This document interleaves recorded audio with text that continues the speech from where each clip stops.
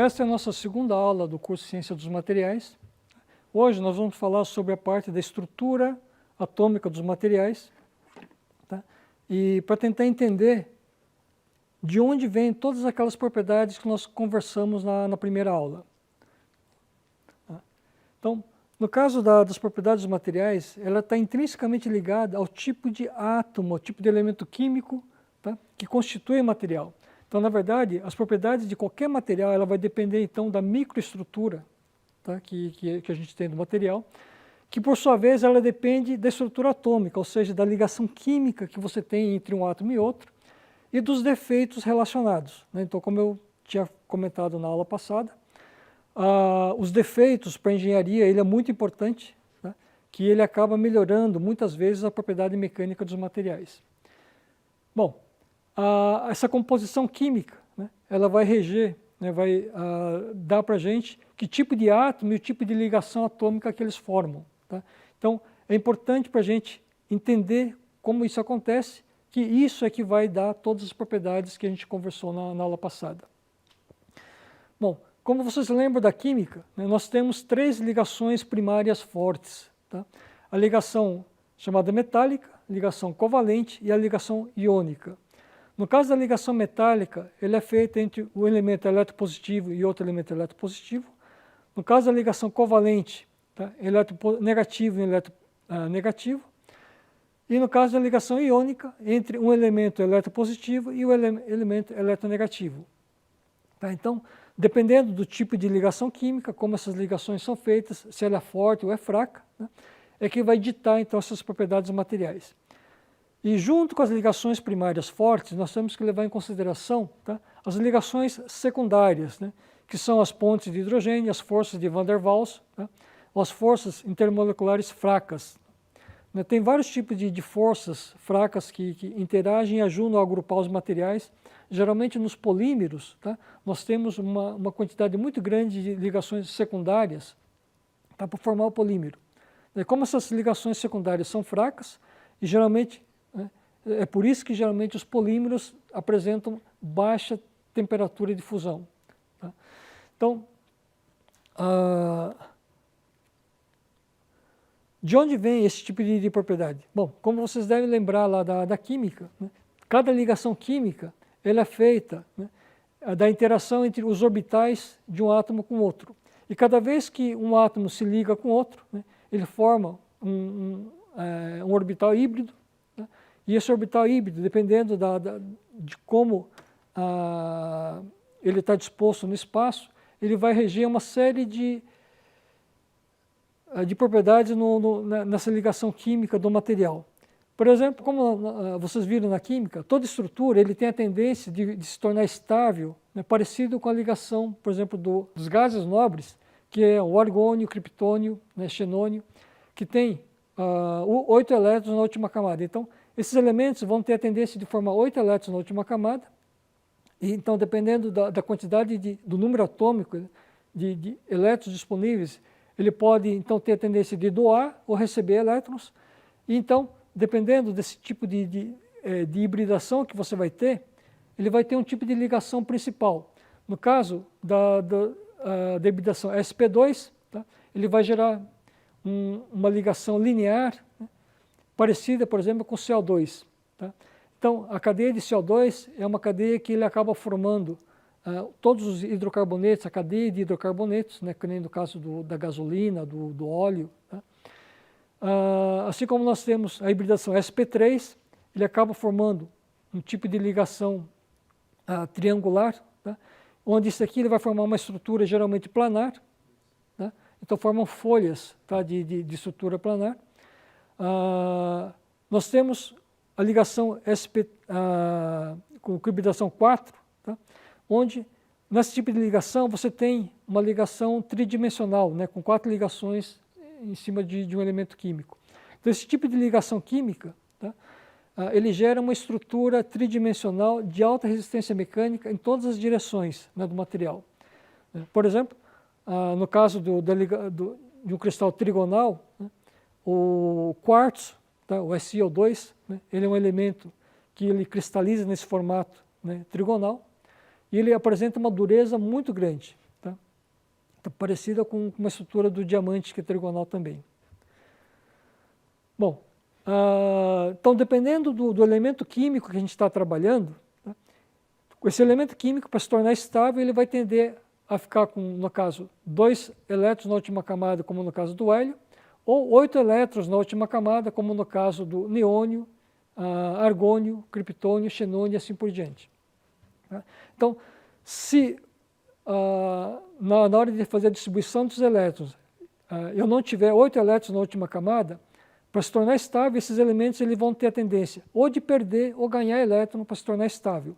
Então, dependendo do quanto elétron ele vai ganhar ou do quanto elétron ele vai perder, eu tenho aí a valência desse elemento químico, tá? E essa valência que vai ditar, então, o tipo de ligação química que ele vai formar. Bom, essa é bem dizer, uma revisão do que vocês estudaram lá de química, né? E então esse tipo de ligação ele vai gerar, então, um sistema cristalino. Na verdade, o sistema cristalino nada mais é do que o empilhamento dessas unidades básicas, tá, do material, das ligações químicas, tá, que nós temos, e vai formar então uma estrutura cristalina. Se vocês lembram lá da química, né, a menor unidade que preserva todas as propriedades do material, a menor unidade divisível, né, é chamada de célula unitária. Então é o empilhamento dessas células unitárias, né, no espaço, que se ele tiver uma ordenação bem feita, ele vai formar um cristal, ou se essa ordenação não for bem feita, ela não tiver uma ordenação a grande distância, ele se torna um material amorfo. Tá? Então, junto com esse tipo de ligação química ou de empilhamento, a gente acaba tendo defeitos, né? Então, por exemplo, defeitos pontuais, que são a vacância, que é a ausência de um átomo na estrutura, ou a presença de uma impureza dentro desse material, ou às vezes o próprio elemento químico ele está introduzido num vazio dentro da estrutura, criando uma distorção na rede. Tá? Então são defeitos pontuais na estrutura. Nós temos aí defeitos lineares, tá, que acontecem nos materiais, onde, dependendo do seu empilhamento atômico, eu tenho uma falha nesse empilhamento, ele cria um defeito linear. Nós podemos ter também defeitos de interface, como eu havia comentado na aula passada, né, que durante o processo, por exemplo, de solidificação do material, você tem cristais que começam a crescer, né, e, na verdade, quando se solidifica, vários cristais começam a crescer ao mesmo tempo, e aí você tem, então, o encontro de 2 cristalzinhos, forma uma interface, onde você tem direções cristalográficas diferenciadas, né? Então, esse tipo de interface, ele forma um outro tipo de defeito também nos materiais. Bom, no caso das ligações covalentes, né, o que acontece com os materiais? Bom, normalmente, essa ligação covalente ela ocorre, né, entre átomos com eletronegatividades similares e altas, né? Ou seja, entre 2 ametais, né, que são átomos que têm tendência a perder elétrons, né? E esse tipo de ligação, né, esses elétrons são difíceis de remover completamente esse elétron do átomo, então ele acaba criando uma energia de ligação muito forte, tá, nesse material, e como esse elétron está preso na estrutura, ele é difícil de remover, esse material ele vai ser um mau condutor elétrico, e se ele é um mau condutor elétrico, né, e normalmente o elétron é ele que transmite também a energia térmica, então ele vai ser também um mau condutor térmico. Então, que a gente precisa de muita energia para poder remover esse elétron. E como essa ligação química é uma ligação forte, normalmente o ponto de fusão desses elementos, né, é um ponto de fusão alto. São materiais que têm alto ponto de fusão. Então, que tipo de material a gente conhece, né, que tem alto ponto de fusão?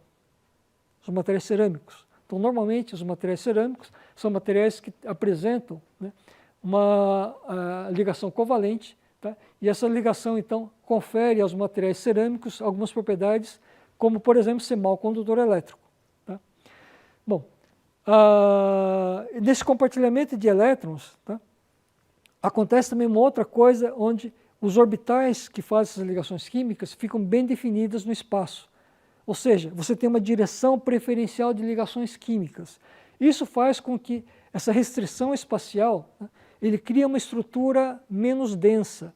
Então, normalmente, os materiais, os cristais covalentes, por exemplo, apresentam baixa densidade, uma densidade menor, né, que alguns outros materiais, como os materiais metálicos, por exemplo. Tá? Então, esse tipo de restrição espacial, tá, ele cria esse tipo de propriedade intrínseca dos materiais covalentes, dos materiais cristais covalentes. Outro tipo de ligação química que nós temos são as ligações iônicas. No caso das ligações iônicas, tá, ele ocorre entre dois elementos químicos diferentes. Um que tem a tendência de perder o elétron, né, e outro que tem a tendência de ganhar o elétron. Então, o metal geralmente, né, esse tipo de ligação geralmente ocorre entre um metal e um ametal. No caso, o metal ele doa elétrons, ele vira um íon positivo, que é o cátion, e o ametal, tá, ele ganha elétrons, ele vira um íon negativo, ou chamado de ânion. Então, essa ligação é uma ligação eletrostática, por atração de forças eletrostáticas, tá? E ele gera nesse material, um material, como ele não tem uma direção preferencial de ligação química, tá? Ele gera um material mais denso, tá? Não tem restrição espacial, então ele gera um material mais denso. Bom, quanto maior a diferença de eletronegatividades que nós temos entre esses dois elementos que se unem, tá, maior vai ser, tá, a força de ligação que a gente vai ter desses dois átomos. Então, toda estrutura de ligação iônica, onde você tem elementos de eletronegatividades muito diferentes, nós vamos ter aí, então, elementos de alto ponto de fusão. A grande maioria dos materiais, tá, na verdade, eles não apresentam ligações iônicas puras. Tá? Normalmente você tem ligações mistas, tá, entre ligações covalentes e ligações iônicas. Tá? Isso acontece bastante em moléculas mais complexas ou em compostos mais complexos. Tá? Por exemplo, o nitrato de potássio. Dentro do radical nitrato, tá, no radical nitrato, você tem aqui o nitrogênio ligado com o oxigênio, onde você tem aqui ligações covalentes ligando o oxigênio com o nitrogênio. E esse radical, tá, ele forma um radical negativo, que vai ligar com o potássio, que é positivo, por atração eletrostática. Então, entre esse radical NO3, tá, o nitrato, e o potássio, ele vai gerar uma ligação iônica, tá, que vai dar, então, o nitrato de potássio. Então, ele vai formar um sólido, tá, cristalino, nitrato de potássio, com ligações moleculares no NO e ligações iônicas entre o potássio e o nitrato. Bom, dentro dos sólidos iônicos, né, como as ligações são não direcionais, ele tem a tendência de formar estruturas mais compactas. Um dos problemas que acontece é que a maioria dos elementos, né, por exemplo, no caso dos cátions, eles são elementos geralmente pequenos, de dimensão física pequena, átomo pequeno. E no caso dos ânions, tá, eles são átomos grandes. Então, como ele tem diferenças no tamanho das dimensões dos átomos, quando ele forma essa atração eletrostática, ele acaba criando uma restrição espacial devido às dimensões dos átomos. Tá? Então, ele acaba não sendo tão compacto assim como poderia ser, tá? Devido a esse tipo de restrição por dimensão dos átomos. Mas como as ligações químicas normalmente são fortes, tá, quase todos os sólidos iônicos, eles apresentam alto ponto de fusão. Então, são elementos que, para a gente poder fundir esse material, você precisa fornecer muita energia, muita temperatura para ele poder chegar a fundir e separar essa ligação química. Bom, uma outra coisa é que, como essas ligações químicas são fortes, tá, ele é um mau condutor elétrico, e sendo um mau condutor elétrico, ele também é um mau condutor térmico. Tá? Então, normalmente os cristais iônicos não são bons condutores nem elétrico nem térmico. E tem uma outra coisa, como eles são formados por radicais, né, positivos e negativos, dependendo da temperatura, quando você atinge uma temperatura onde essa ligação química ele começa a se movimentar, você passa a ter um cristal, um material condutor, tá? Um condutor iônico, tá? Onde você tem movimentação de ânions e íons, né? De ânions e cátions, tá? na estrutura. E uma outra coisa é que os materiais iônicos, né, normalmente eles são facilmente dissolvidos em água. Tá? E uma vez dissolvido em água, tá? Ele vira também um bom condutor iônico. Tá? Bom, no caso das ligações metálicas, nós temos uma estrutura um pouquinho diferenciada. Normalmente o metal ele tem a tendência de perder elétrons. Só que esses elétrons da última camada de um metal são elétrons que eles estão fracamente ligados na estrutura. Ou seja, ele está dentro de um orbital onde a energia para você remover esse elétron é muito baixa.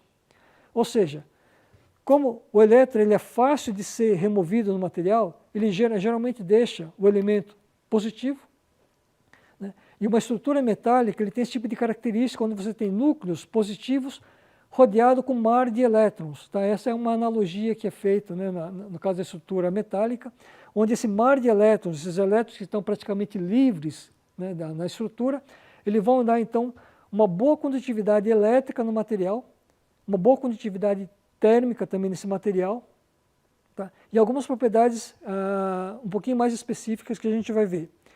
Por exemplo, então, esses elétrons livres, né? Então ele torna os materiais metálicos bons condutores elétricos e térmicos, e ele acaba sendo, como a energia que a gente tem desses elétrons da última camada, né? Com pequena energia ele consegue se mover, ele consegue absorver pequenas energias de radiação eletromagnética também.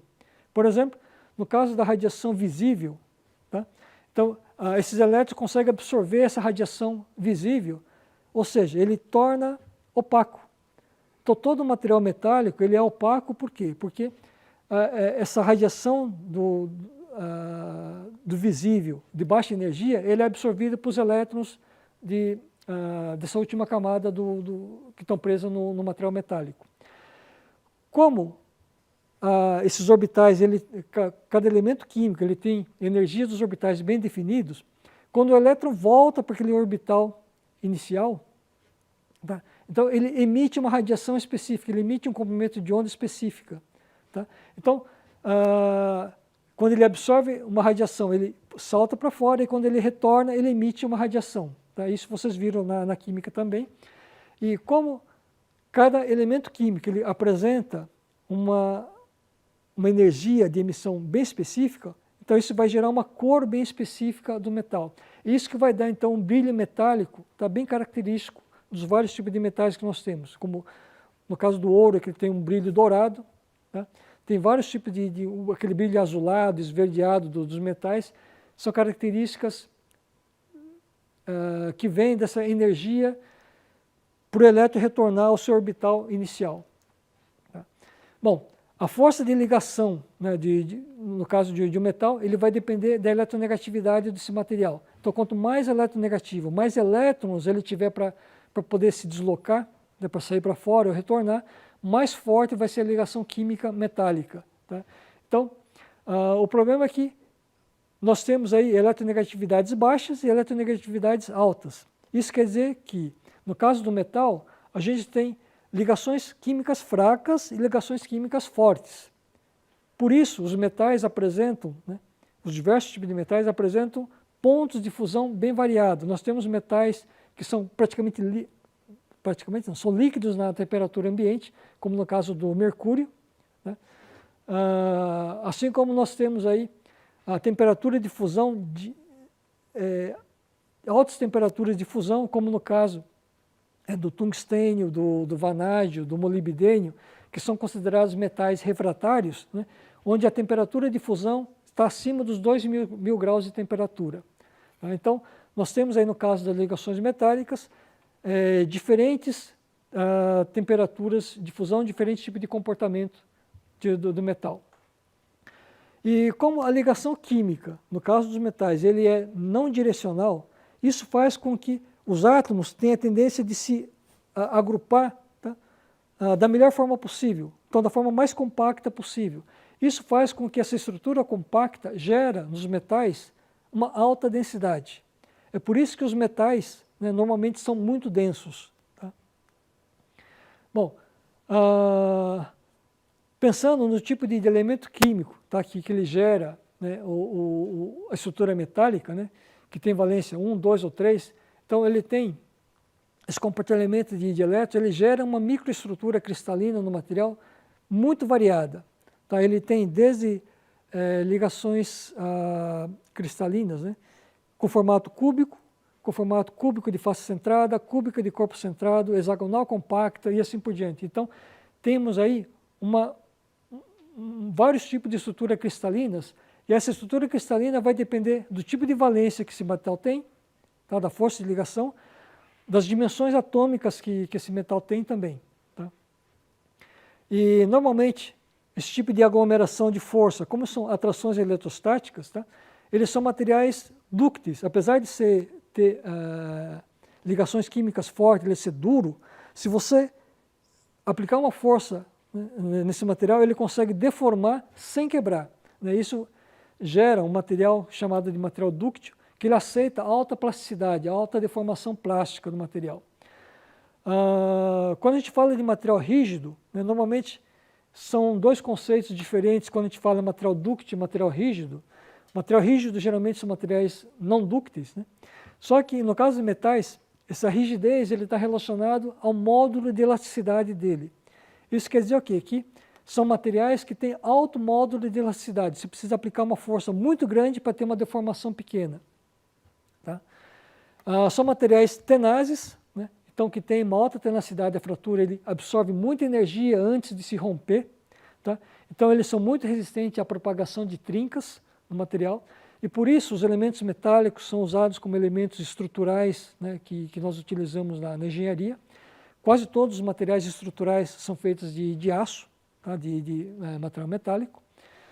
E uma outra propriedade muito interessante, né, é que são endurecíveis por deformação, né, são encruáveis. Então, por exemplo, no caso do aço, tá, cada vez que a gente faz uma laminação, uma conformação que a gente deforma ele mecanicamente, tá, a gente cria uma série de defeitos internos. Essa tensão interna, tá, ele faz com que a resistência mecânica desse material aumente. Bom, outras propriedades que nós temos, né, dos materiais metálicos, né, é que, bom, como eu já havia dito, que devido à baixa energia que o elétron tem para se deslocar no orbital, ele consegue absorver toda a radiação visível, então ele é opaco, são bons condutores de calor e eletricidade, são temperáveis, tá? Então, essa temperabilidade ele tem a ver com a alotropia que esse material apresenta.